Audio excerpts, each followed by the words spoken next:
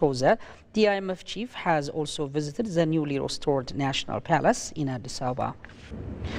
Meanwhile, the managing director of the International Monetary Fund, Kristalina Georgia, has praised Ethiopia on the successful implementation of recent economic reform under the homegrown economic reform program agenda.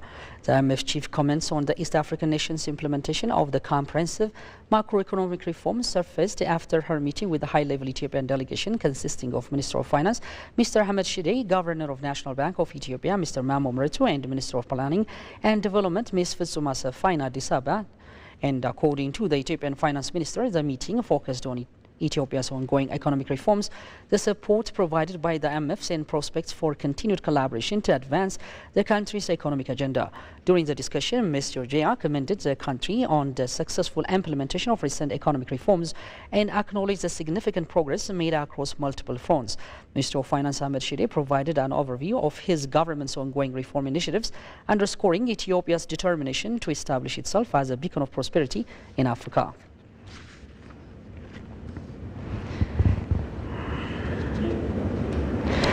In a related development, the managing director of the International Monetary Fund, Kristalina Georgia, who arrived in Addis Ababa on Saturday, visited Lenegoa Women Rehabilitation and Skill Development Center.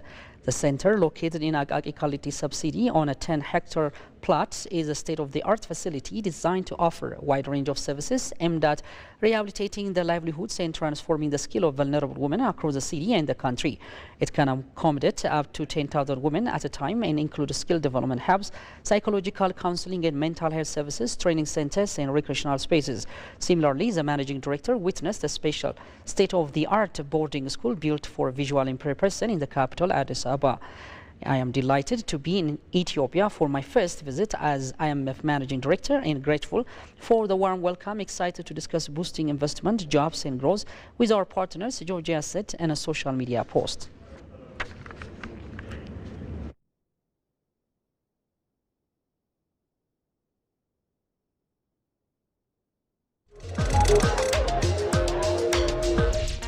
Ethiopia was not colonized at all. It sent one clear message. We must teach our young men and women history.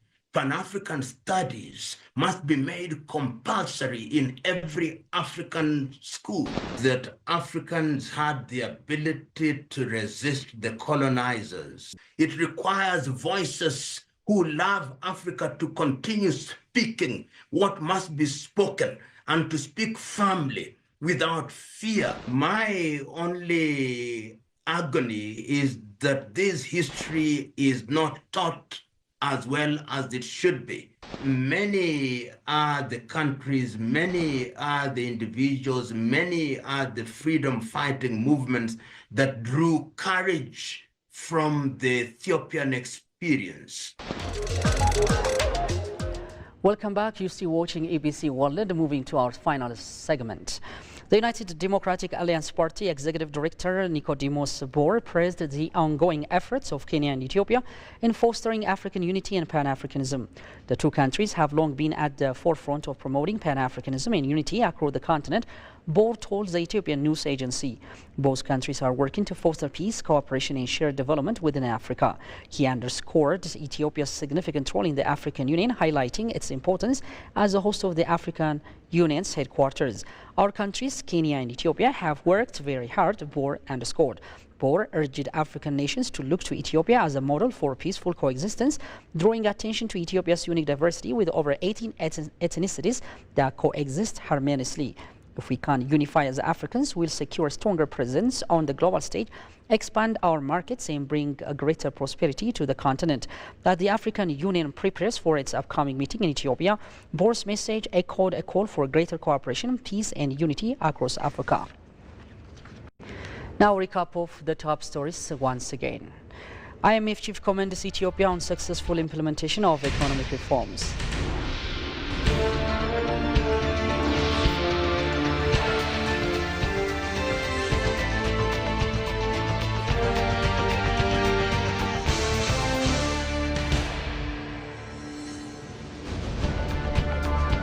And Ethiopia and Kenya are said to be at the forefront in fostering African unity and Pan-Africanism.